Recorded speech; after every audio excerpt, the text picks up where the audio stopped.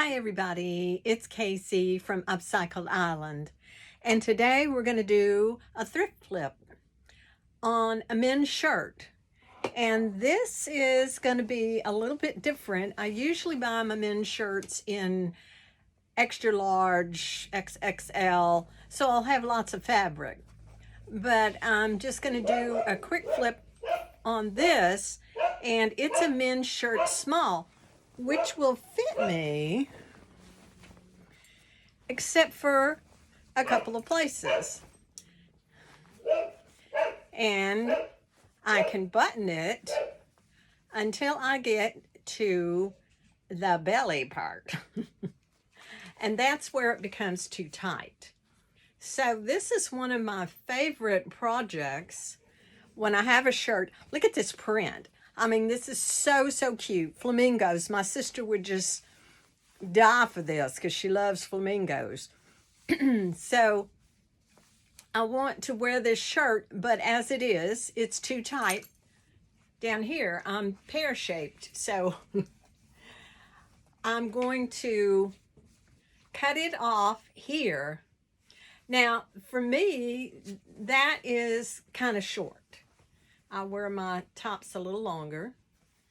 So I'm going to put a ruffle on it. I'm going to use my scraps to make a ruffle to put around the bottom of it. And then I'm going to wear this in the summertime. And in the summertime in Galveston, it's really hot. And even though I'm an older lady and I have wrinkledy arms and flab, I'm celebrating that, and I go sleeveless in the summertime because it's just too hot not to. And I look at it like this. There's a lot of my sisters out there who haven't made it this far. And so I'm going to celebrate being older and not worry about the imperfections. So I'm going to make this a sleeveless top and with a ruffle on the bottom. So let me show you how we're going to do that. The first thing I have to do is determine where I'm going to cut across the bottom of this shirt. I've got a pin at that button that is going to be the bottom button. That's where it started getting too tight on me.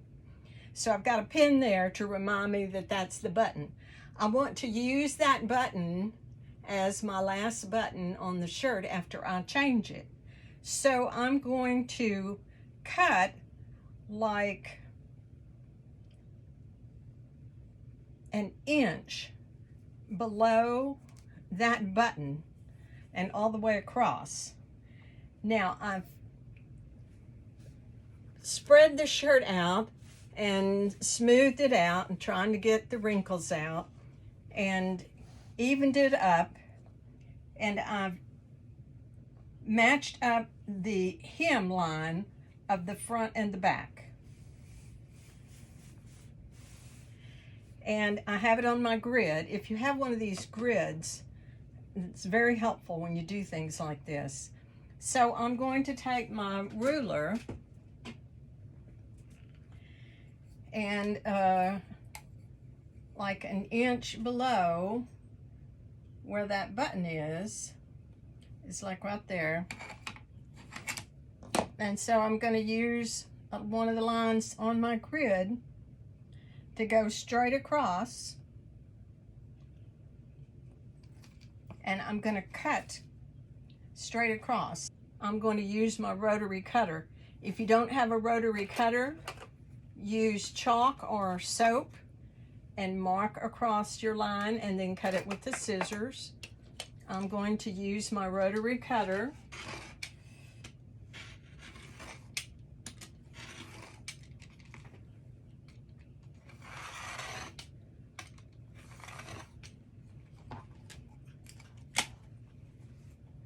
All right, save that, you're going to use it. Now, how much ruffle do I need? You want it to be at least 1.5 times the 38 inches. Now, how am I going to accomplish that? Do I have enough?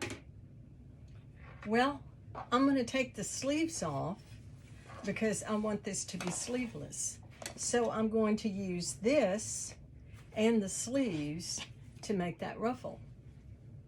I'm going to cut the sleeves off along this seam here, being careful not to cut the seam on the shirt side.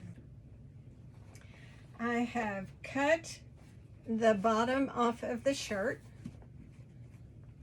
and I have cut the sleeves off. Here's my sleeves. Now, one thing I did come across on these sleeves, they have a wide hem tape, and I have to make that go away, so I'll be able to use enough of this sleeve to be part of the ruffle. What you're going to find when you refashion existing clothing is you're going to find these odds and end detailing, and you have to work around that.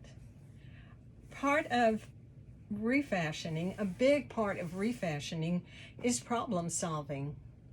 Problem solving around those oddities, around those features that are in the manufactured garment. That's one of the reasons I think I like refashioning so much, is that it is constant problem solving. To get enough fabric, you have to figure out ways to maximize the amount of fabric we're going to be able to use. And that's part of the fun. Well, I did go ahead and take that binding off the bottom of this sleeve.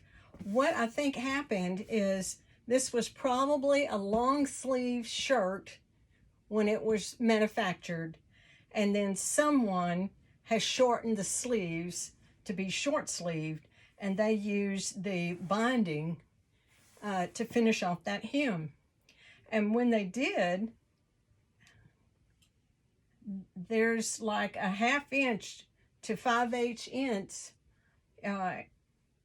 where they joined that binding to it, and I'm going to need that. So I went ahead and took the binding off. So we're going to make a ruffle 5 inches wide, and that will give us a 4-inch ruffle, because we're going to have a 3/8 to a 1/2 inch seam where we attach it to the bottom of the shirt, and then we'll have a rolled hem, and that's going to take up another 1/2 inch. So that'll give us a 4-inch ruffle. So all I'm going to do right now is line these sleeves up and cut 5 inches. 1, 2, 3, 4, 5. And I'm going to do that with the rotary cutter. I'm going to do the same thing on this, and then I'll be back. All right. Another thing I did on the shirt was I cut the collar off. I left the collar band, and that will give the neckline a nice finished look. Will we have some fraying? Yes, we will. The first few times that I wash and dry it, I'm going to have some fraying, and I'll just clip those off. Or I can use Fray Check, and that will fix that problem. I pressed everything real well, and then I cut it all so it's all 5 inches. And then we're going to join these together.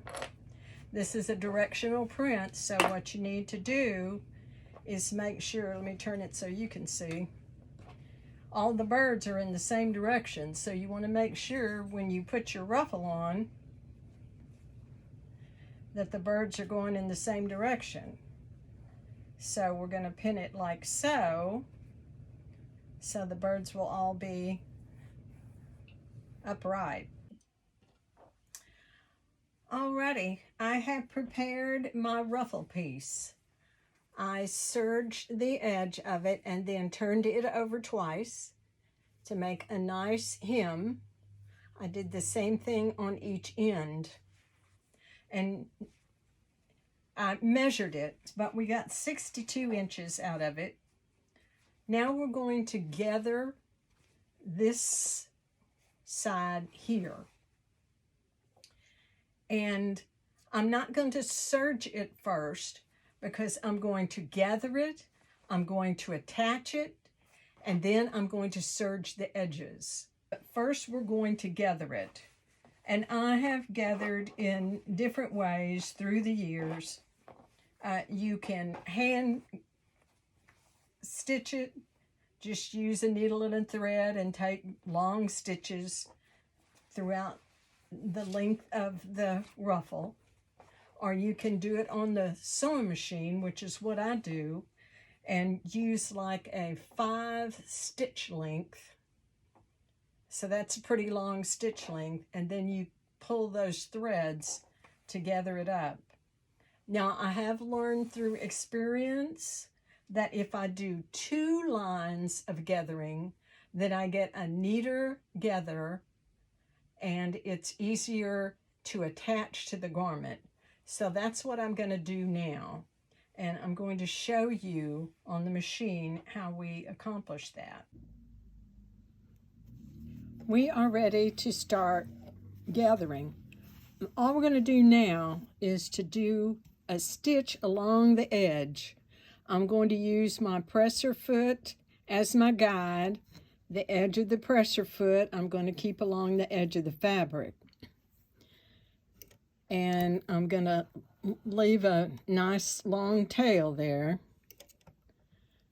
I have regular thread, all-purpose thread in the machine, and I have the stitch length set on 5. And I'm just going to stitch the entire length.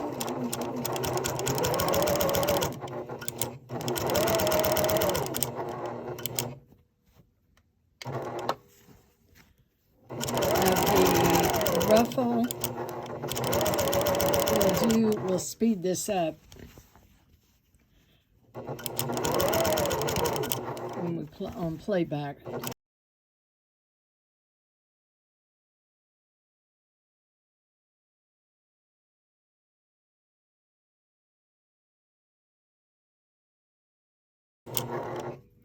Okay, we're almost at the end.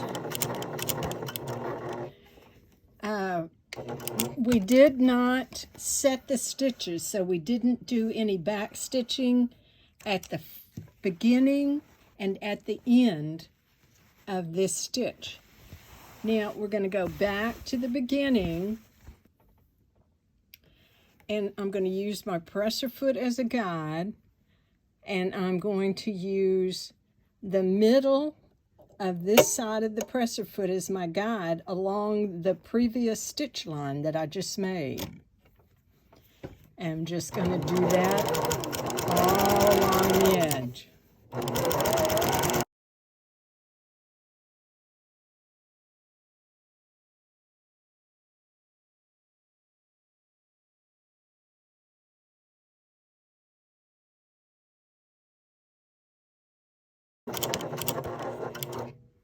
We're at the end. We leave ourselves a long tail, and now we're ready to gather. When we start gathering and attaching the ruffle, we want it to be equally distributed. So I'm going to find the middle of the back of the shirt and place a pin there.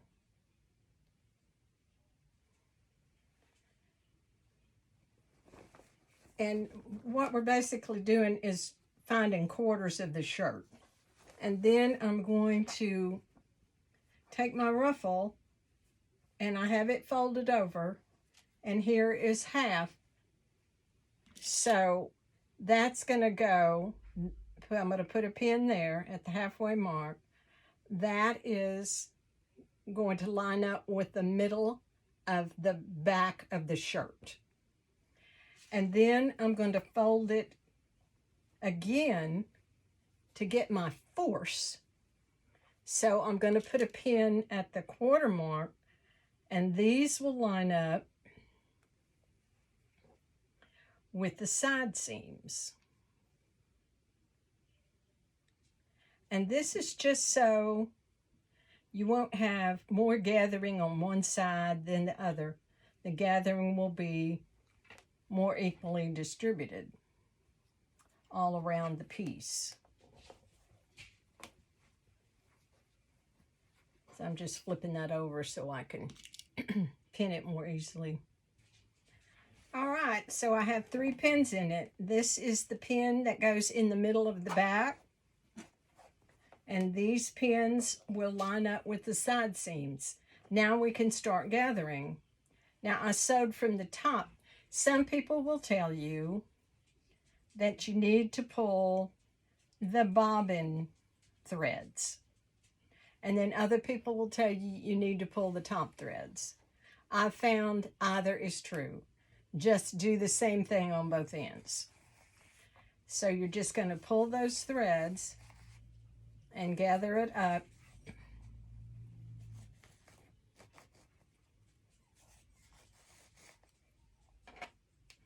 And just keep working with it. I'm pulling the bobbin threads until you get it gathered all the way around. We have our ruffle attached. We have it pinned on. I just played with it until I got the gathering as even as possible all the way around. As I sew, I'll also make adjustments. Where the button placket is, I did not put any gathering. It's straight across there. So the gather started after the placket, go all the way around, and then when we get to this end, the button placket, I don't want any gathering there either, so it's straight there. Then we're going to go to the machine, and you see we have the 2 lines of stitching, gathering stitching, and we want to stitch below that second one. So I think on my machine the 1/2 inch mark will work. I'll just put the edge of the fabric on that 1/2 inch mark and just sew 1/2 inch from the edge all the way around. Here we go. I have the guide. I have a magnetic guide. It looks like that. You can get them at any of the sewing stores, Joann's or maybe even Michael's, I'm not sure, online. And it just, I have it set at my 1/2 inch mark, and it just helps me to keep the edge of the fabric at the 1/2 inch mark. And that makes it below the second line of gathering. And we're going to take a few stitches and back stitch to set that. And as we stitch, we're going to keep an eye on the edge to make sure it's against this magnetic thing, a guide, magnetic guide. And we want to keep the gathers out of the way so it will gather nicely and not get all bunched up in one spot. So we're just going to keep an eye on that while we're sewing. And just go slow. And there's no race to any of this. And as we sew, we can, if we see where the gathers don't look evenly distributed, we can play with it now a little bit more to distribute those. I keep tweezers by my sewing machine for that purpose, and for things like this. So I played with it. I also use my tweezers to keep my edges together, to adjust.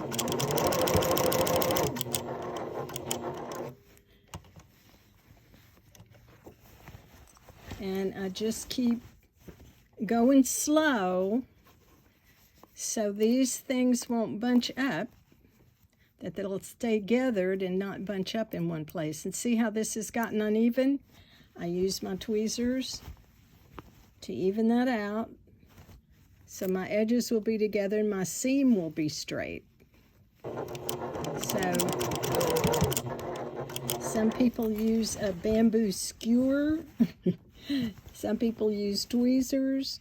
There's an item that's called the thingamajig or something like that, and that's specifically for doing this kind of stuff. So whatever works for you. Well, I'm going to finish this and then we'll be back. We have the ruffle on. We sewed it with a straight stitch, and I forgot to tell you, I just used a stitch length of 2.8 or 3, somewhere between 2.5 and 3 stitch length. And we just stitch that on. This is the non-gathered side, so you can see it's just a single stitch all the way around.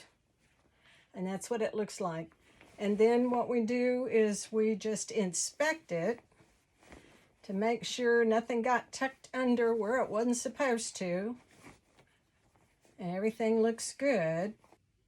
Now what I'm going to do is I'm going to serge the edges of this. Now if you don't have a serger, you can use a zigzag stitch. That'll work just fine. Just zigzag along the edge. If you don't have a zigzag, if you just have a straight stitch machine, maybe just do another straight stitch closer to the edge here. We just want to eliminate as much fray as possible.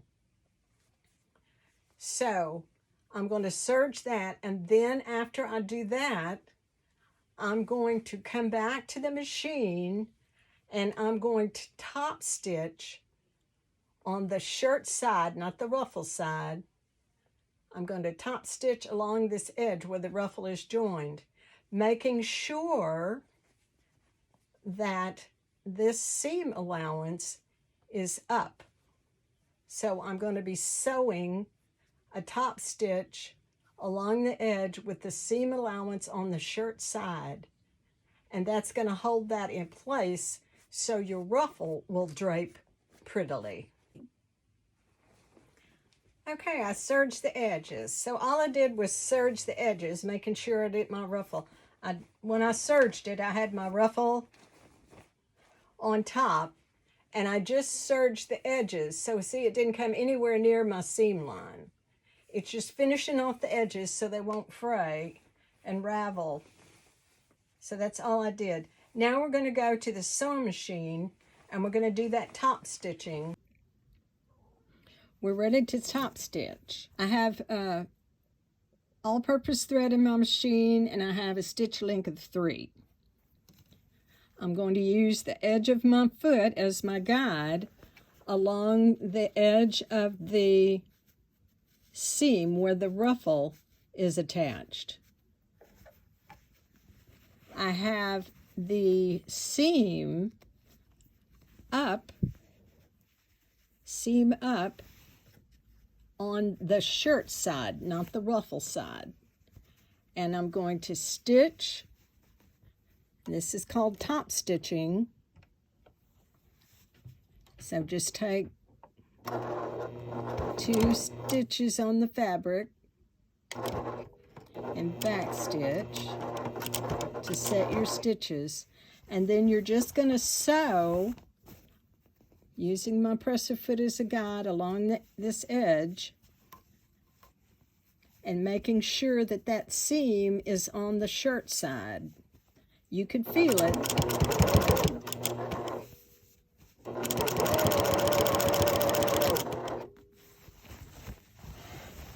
And just make sure it's tucked up there.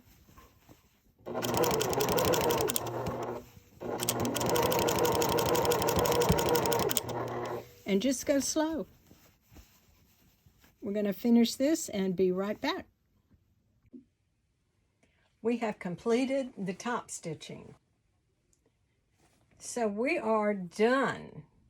I'm going to try it on and let you see how it turned out. And you can let me know how you feel about it in the comments. Well, hello there. There's the finished product. There's my little ruffle. And see, we had just a little more than 1.5 times the circumference of the shirt to make the ruffle. And we have plenty of ruffle there. So I like it. And so it's sleeveless. I'll be cool in the summer. The collar is not on it, so it's just a little band. And I'll just look so tropical. If you have a long sleeve shirt, you'll have more sleeve to use towards your ruffle if you like your ruffle fuller. But I kind of like mine not quite so full, so this is perfect for me. And that's it for now. Be sure and like and share the video, and hit the subscribe button. And next to the subscribe button is a bell, a little bell, picture of a bell. Hit that, and then each time that I put a video up, you'll be notified so you won't miss out on anything. Thank you for watching. I'll see you next time. Stay safe.